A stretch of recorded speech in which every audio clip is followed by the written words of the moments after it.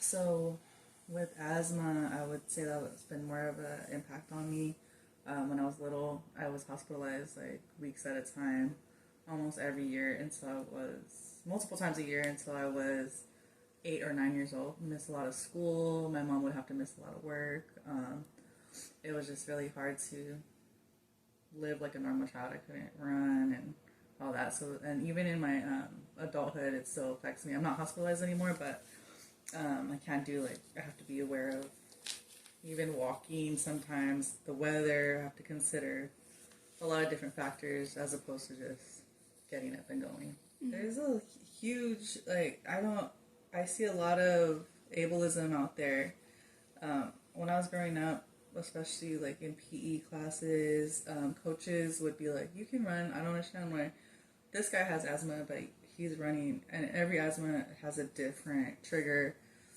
So mine was exercise or excess, like, anything too hard. Some people would be allergies so a lot of it was like, you can do it, you're just being lazy. And I had to grow up like hearing that since I was a little kid.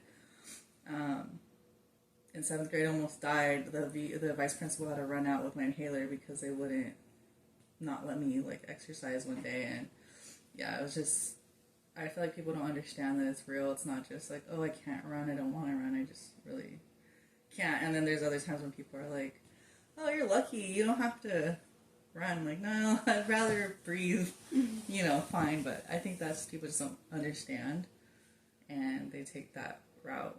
There's not a lot of education about disabilities or illnesses. Mm-hmm. I've seen it, maybe not too much about asthma, but I've definitely seen people, either if it's a joke or, publicly like that, I've seen definite jokes about things that I think if they just spun it differently, it wouldn't be, so negative. But again, like with asthma, it was mainly people that had power in situations that I noticed could have used it could use their power to be more positive and thoughtful instead of, just putting that, how do you say, like that perspective out there. Mm-hmm. Yeah.